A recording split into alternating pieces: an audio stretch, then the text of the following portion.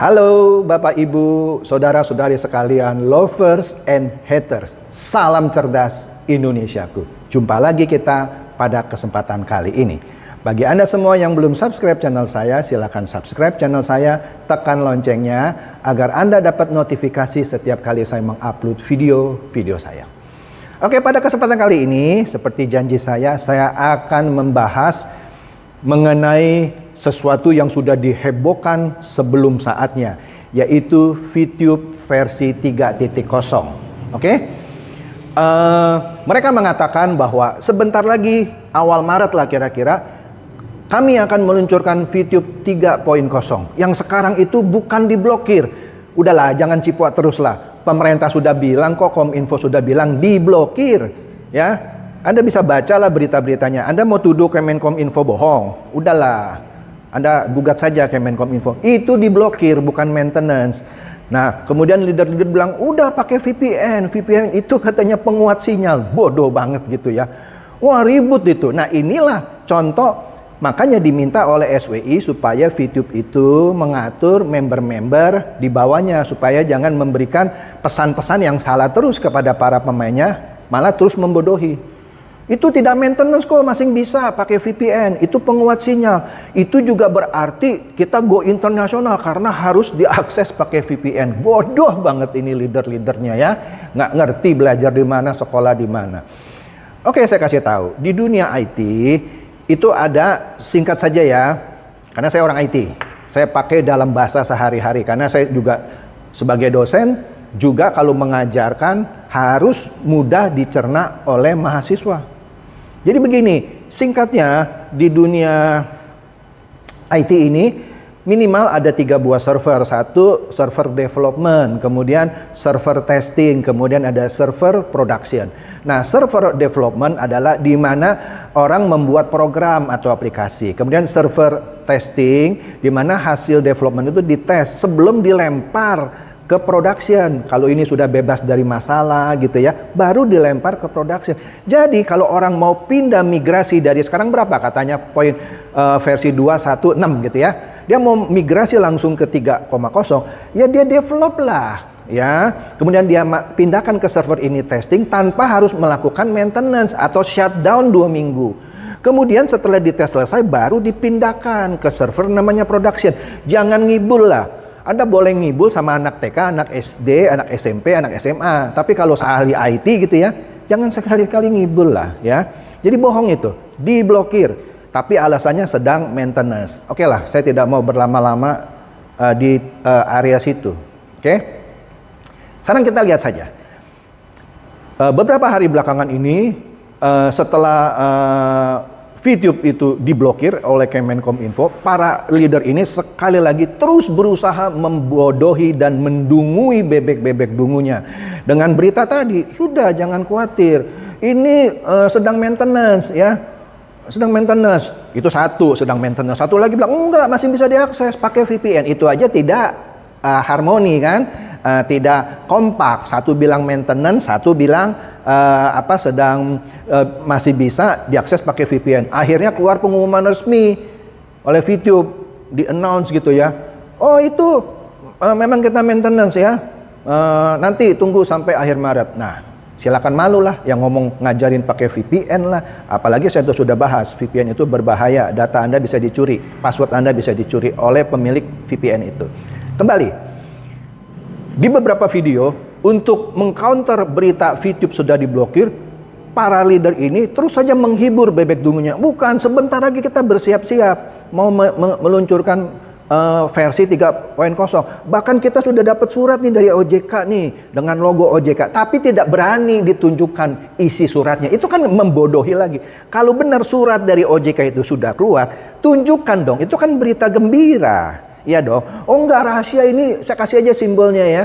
Nanti Anda kasih. Lah itu kan sama aja sebenarnya Anda belum dapat itu surat. Cuman ya mungkin ada korespondensi dengan OJK ya kan. Tapi bukan berarti OJK sudah memberikan izin. Itu korespondensi. Nah ini juga memberaki para reader dan member VTube yang selama ini selalu bilang, kami nggak perlu izin dari OJK. OJK nggak ada hak. Lah sekarang munculin logo OJK yang katanya sudah memberikan izin. Belum, itu masing komunikasi.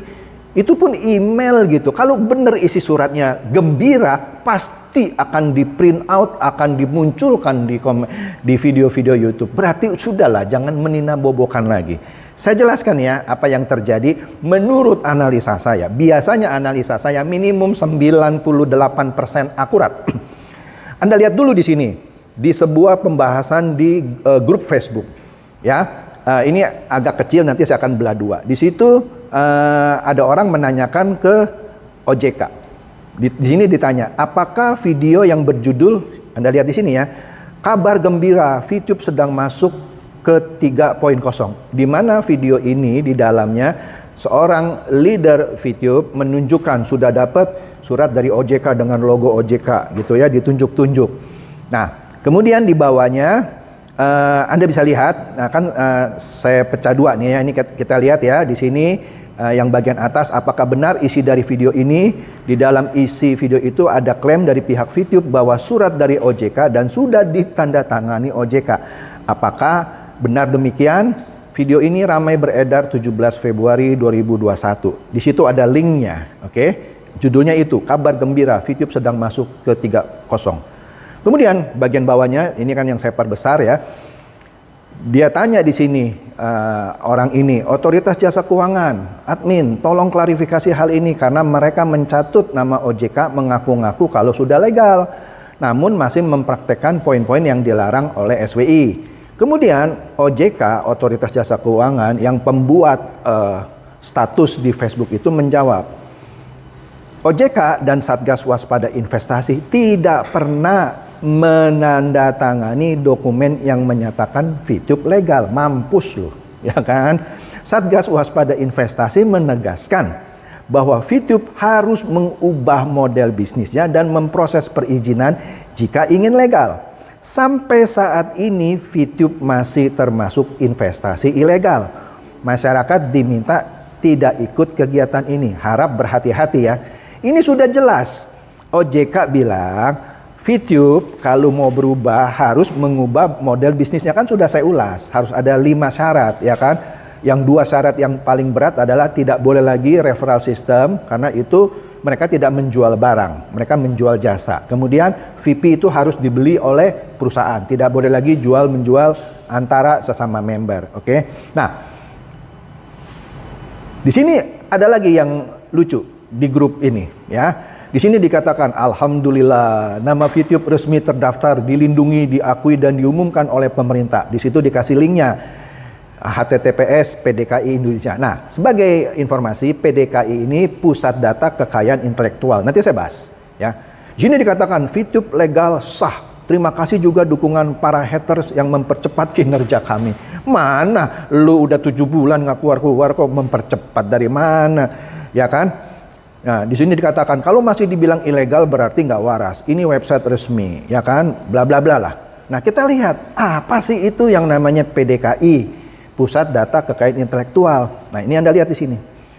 VTube ternyata mendaftarkan merek VTube itu ke Pusat Data Kekayaan Intelektual di bawah Direktorat Jenderal Kumham kalau saya tidak salah, oke? Di sini dia mengajukan, Anda bisa lihat di sini, mengajukannya tanggal 30 Desember 2020, oke? Kemudian diumumkan oleh PDKI ini pada 11 Januari bahwa merek ini terdaftar. Kan lucu, merek ini terdaftar. Untuk apa? Ternyata VTube ini didaftarkan untuk produk apa? Anda bisa lihat tuh yang di kotak merah yang saya kasih kotak merah di bawah. Ada 3 ya, di bawahnya masih banyak lagi. Kita lihat, alas bedak, deodoran untuk perawatan tubuh. Kita lihat lagi berikutnya. Tadi 3 di atas sudah saya sebut ya. Kemudian jelly penghilang noda jerawat, kapas, kertas, conditioner rambut, dan seterusnya. Masih banyak di bawahnya. Oke? Dimintakan oleh seseorang namanya Widitan yang beralamat di Villa Melati Mas. Oke? Nah, pertanyaannya, siapa Widitan ini? Siapa Widitan ini? Saya tidak tahu. Apakah dia orang VTube? Kalau dia orang VTube, oke lah, berarti dia mendaftarkan atas nama VTube. Tapi kalau Widitan bukan orang VTube, maka dia bisa dituduh memalsukan merek VTube untuk produk-produk yang didaftarkan. Tadilah tisu lah, alas bedak dan segala macam.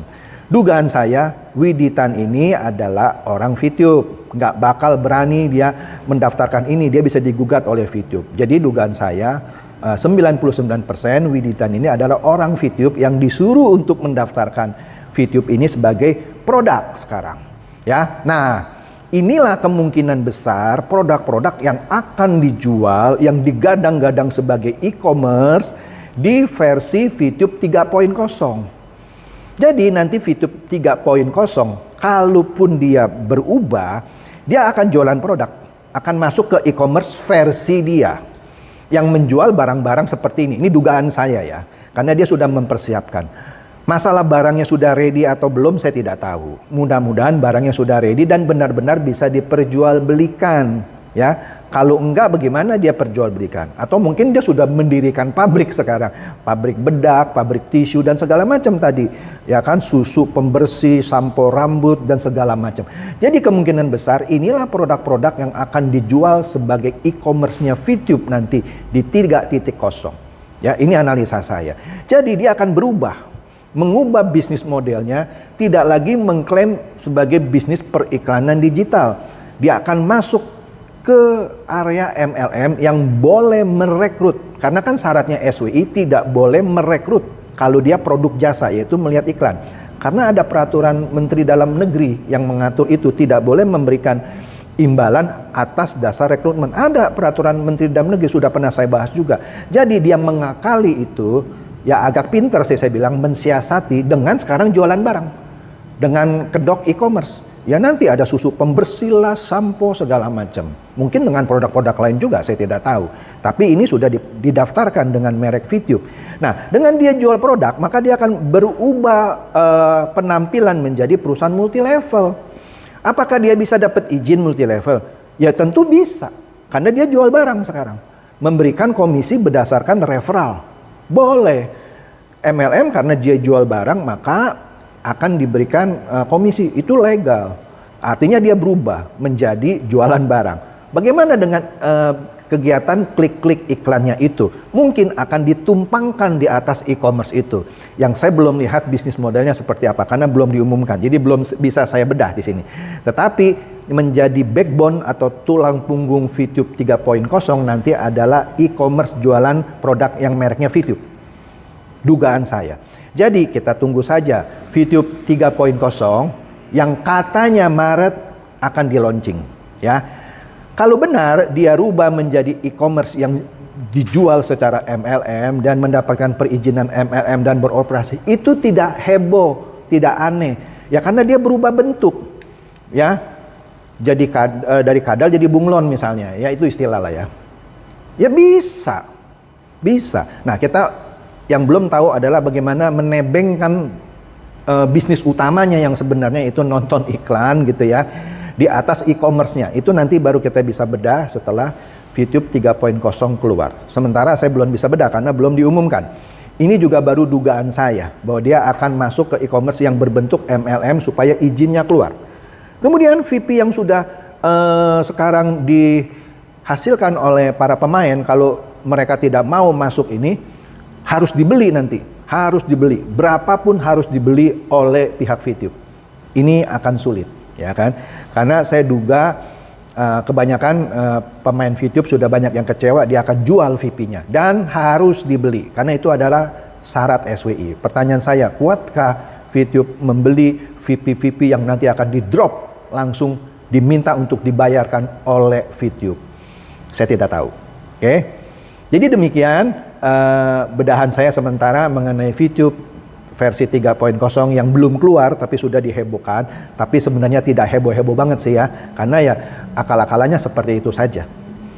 Jadi demikian bedahan saya pada kali ini, semoga mencerahkan. Silakan share kepada teman-teman Anda dan kerabat Anda yang Anda pikir bisa tercerahkan oleh video saya ini. Seperti biasa, terima kasih.